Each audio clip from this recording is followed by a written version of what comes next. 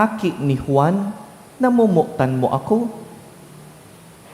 Ikinamundo ni Pedro na siya hinapot na makatulo, kung baga namumuot siya sa iya. Kaya nagsimbag, kagurangnan, aram mo an gabos, aram mo na ako namumuot sa imo. Si Jesus nagsabi sa iya, pasabsabaan sa kuyang mga karnero. Totoong sinasabi ko sa imo, kan ikaaki pa, nagsadiri kang maghagkos asin maglakaw, kung sain an gusto mo. Alagad kun ika gurang na, uunaton mo an sa imong mga kamot, iba na an mahagkos sa imo, asin dadarahon ka sa habo mong padumanan. Sa mga tataramon na ini, ipinasabot sa iya ang kagadanan na huli ka iyan, siya mag-uumaw sa Diyos. Dangan isinugpon, sumunod ka sako. Mga tugang marhay na bareta kan kagurangnan. Pag-umaw sa imo, Kristo.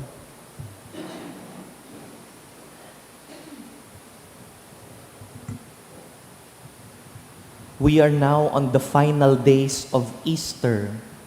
Biyernes, Sabado, Domingo, last 3 days of Easter.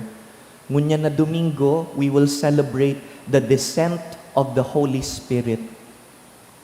Ano pong nangyayari sa sarong tawo na pinano nin Espiritu? Nahiling ta iyan sa mga babasahon ngunyan. Sa duwang santo, enot. In the Gospel, Saint Peter. In the first reading, Saint Paul. Si Pedro, dating maisog ang buot, pero pag abot kan crucifixion, nagtago, natakot. But after the descent of the Holy Spirit, he became a courageous witness for Jesus. Si Saint Paul man, dating nagpe-persecute nin mga Christians, but after the descent of the Holy Spirit, he was willing to be persecuted in the name of Christ. Ang tawong pano nin Espiritu, binabago kan Espiritu. And today, May 22, the Church gives us another saint, an female counterpart kan sa tuyang patron. Kung si Saint Jude inaapod tang patron of hopeless cases, igwa siyang babaeng katampad. Si Santa Rita, patroness of impossible cases and desperate situations. Nata, anong igwa sa buhay niya, tanganing apodon siyang patrona kan imposible. Dahil bilog niya pong pagkabuhay, buhay nin mga imposibleng kaso, desperadong kamugtakan. Si Santa Rita po namundag kan 1300s, 14th century, sa sarong banwa sa Italy na inaapod Cassia. An agum niya, bayolente, pigkukulgan si Rita. An agum niyang ini, biktima man kan sarong sosyedad, kung sain yaon an conflict asin pagbalos. Kan panahon na ito, tuod ang mga tao na magbalos sa kapwa. Kaya iniman na sa iyang agom, bayolente, agresibo, nang kukulog. Kaya nga ni si Santa Rita, inaapod man na patrona kan mga biktima nin domestic abuse. Later on, ining sa iyang agom, ginadan kan mga kaiwal kan sa indang pamilya. Pakatapos na magadan, ang duwang aki ninda, gusto man magbalos duman sa mga nakagadan kan sa indang ama. Natakot po si Rita, na tibaad arog na kainian buhay niya, a cycle of violence and anger and revenge. Habo niya nin arog kaining buhay. Kaya nagdesisyon si Rita na mabubuhay siya sa katuninongan, sa pagpapatawad, sa pagpangadji. Later on, mamimidbidan si Rita na arog kaiyan na klasing babae. Mabuot sa ibong kan mga inagihan niya. Si Santa Rita, igwa pang sarong titulo, inaapod siyang disciple of the crucified one. Ang rason ka ini, iyo dahil sarong aldaw, mantang nagpapangadji siya sa atubang kan krus bilang sarong madre. Later on, she will enter the Augustinian monastery. Habang nangangadji siya, tinawan siya nin sarong regalo, the gift of the stigmata, digdi sa angog. Nagkaigwa siyang sugat digdi lugad na dain na pipila. Kaya in the images of Saint Rita, we find sarong madre na may lugad sa angog. Much like the wounds of the crucified Christ because of the crown of thorns. Pero bako ini ang rason kung nata disipulo siya kan nakapako sa krus. Rita was disciple of the crucified one dahil kasaro siya kan Kristong nakapako. Iyo nagtios si Rita, pero dai siya naging maraot ang disposisyon. She was not a bitter person. Iyo nalugadan siya sa puso, pero dai siya naging bayolente.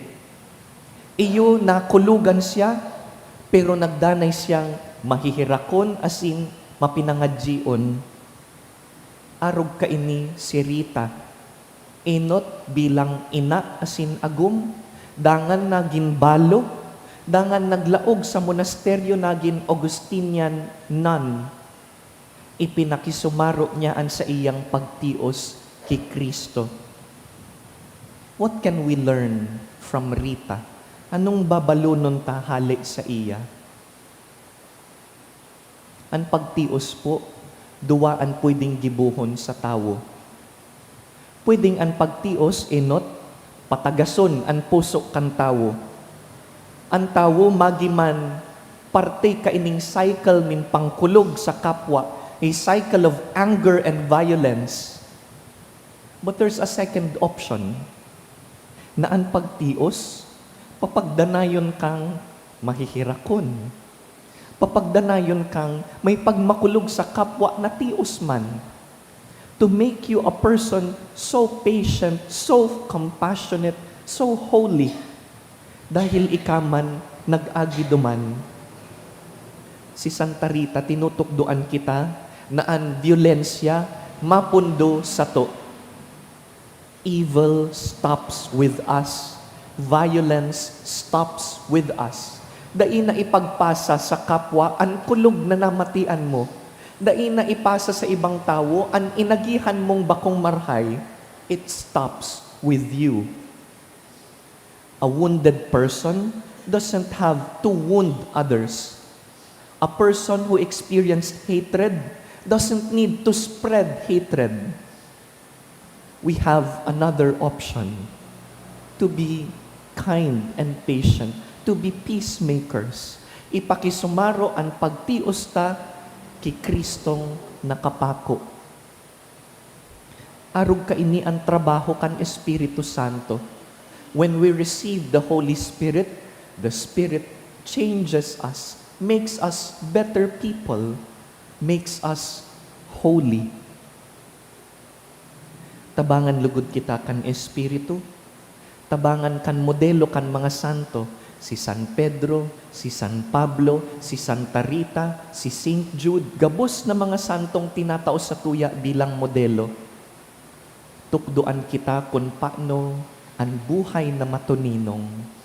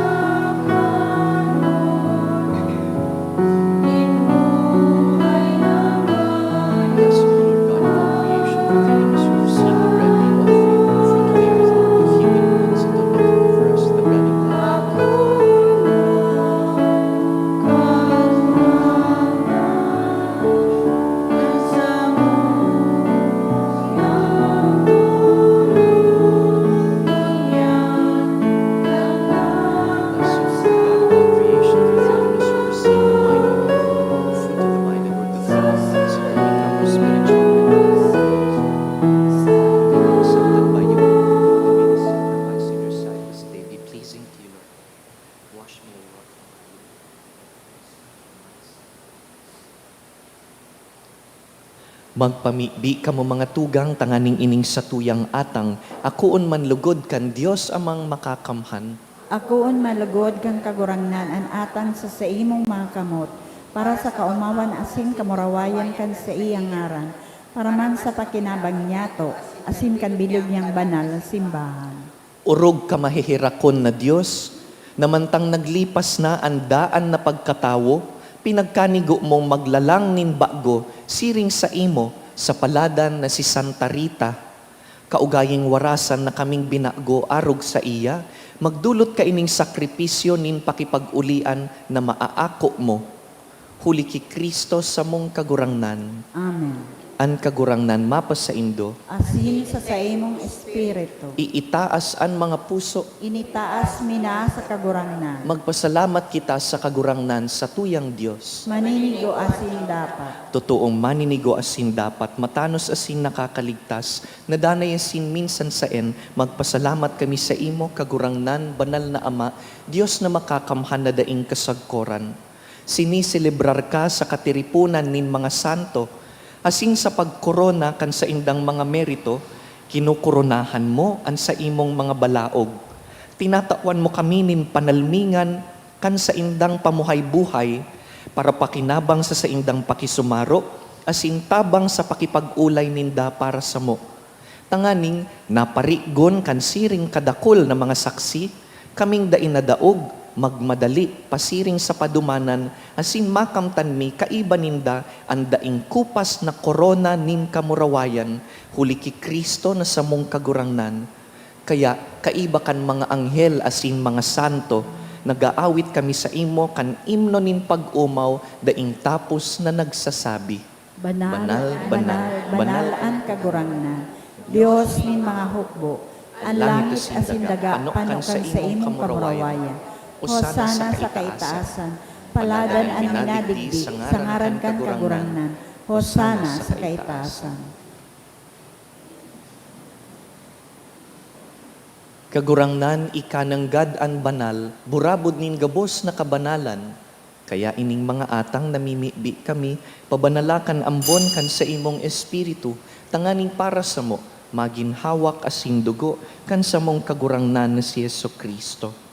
Kan siya sa rugaring niyang buot, pinasaluiban sagkod sa pasyon, nagkoasya nin tinapay, asin pagpasalamat, binaak ini, tinaosa sa iyang mga disipulo na ansabi, mag-ako kamugabos asin magkakan ka ini, ta ini ang sakuyang hawak na idudulot para sa Indo.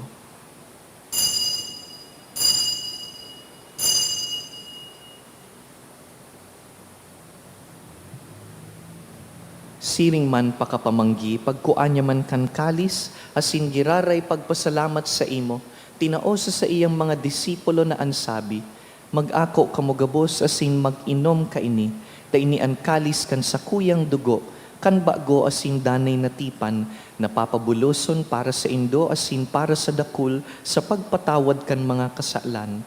Ini paggibuhon nindo sa pagrumdum sako.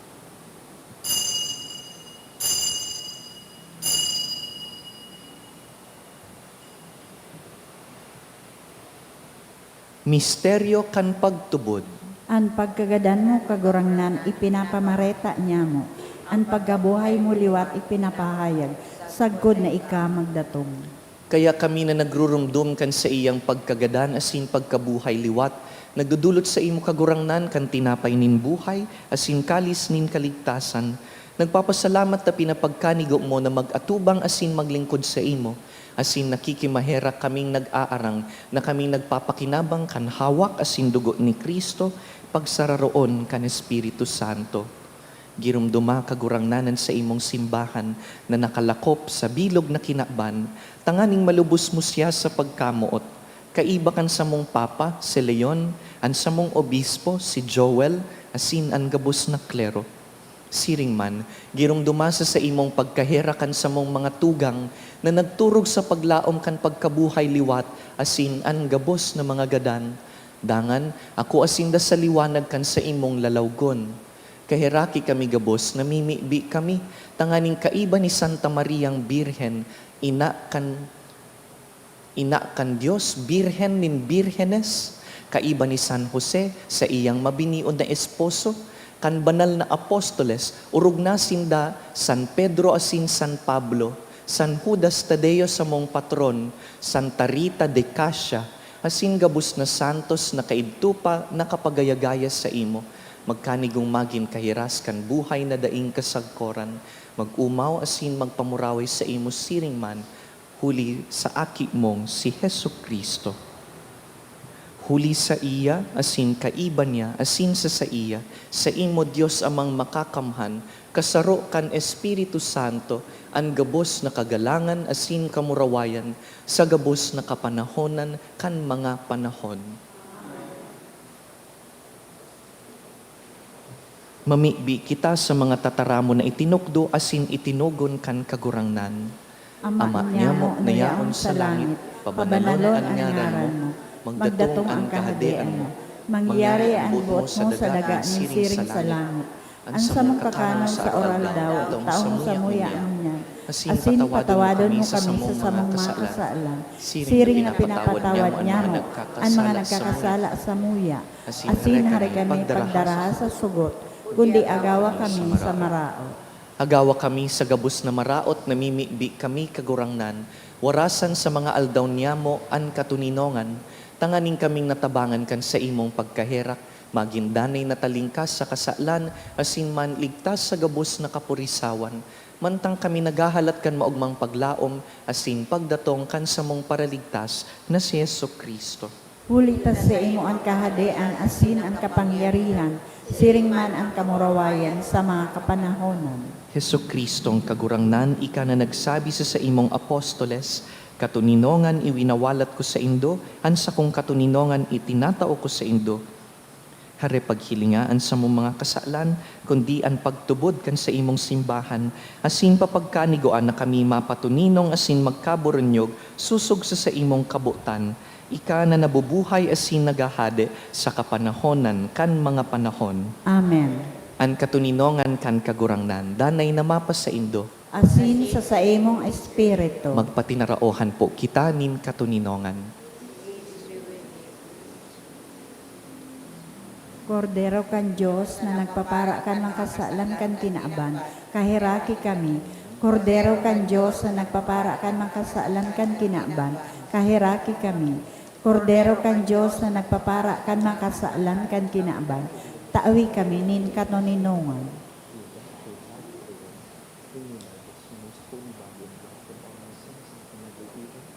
Be always faithful to your commandments.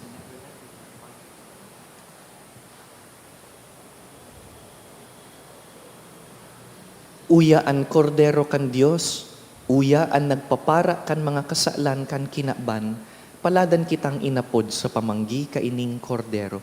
Kagurangnan, bako akong maninigo na ikamagdagos sa sakuyang harong, alagad magtaram ka sana, asin ang sakong kalag mauumayan.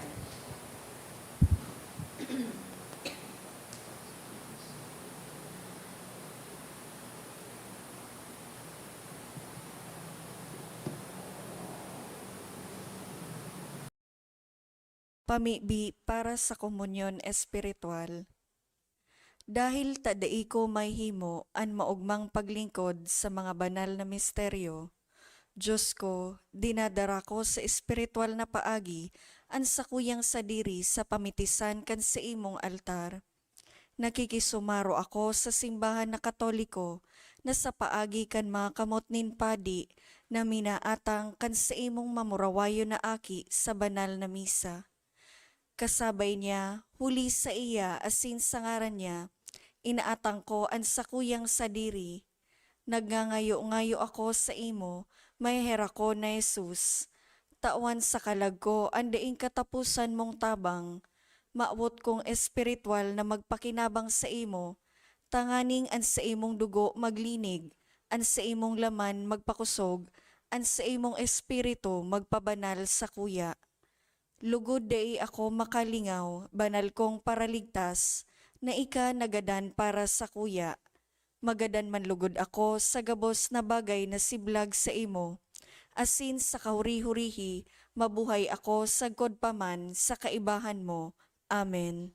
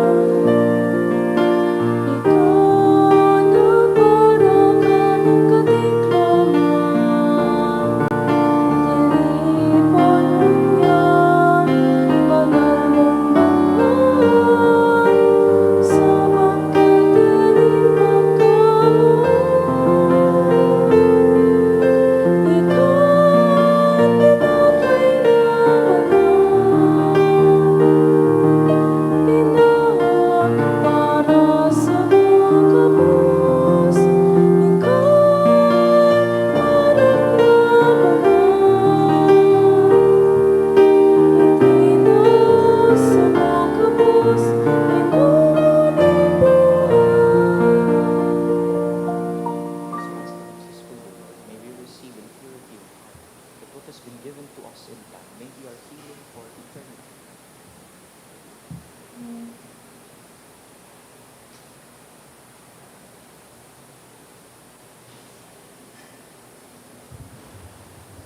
Mamibi kita. Kagurangnan, namimibi kami sa bagsik kaining sakramento na samong inako. Padagos kaming daraha sa imong pagkamuot. Huli kan paarog kan paladan na si Santa Rita. Asin tapusaan marhay nagibo na pinunan mo sa mo. Sagkod sa aldaw na si Kristo Jesus magdatong. Siya na nabubuhay asin nagahade sa kapanahonan kan mga panahon. Amen. An katuninongan, an kagurangnan mapas sa indo, Asin sa imong espiritu. sa tabang kan mga pamibi ni Santa Rita asin San Judas Tadeo, bendisyonan po kamo kan mamumuto na Dios, an Ama asin an Aki, asin an Espiritu Santo. Amen. Tapos na an misa, lakaw sa katuninongan ni Kristo. Salamat sa Diyos.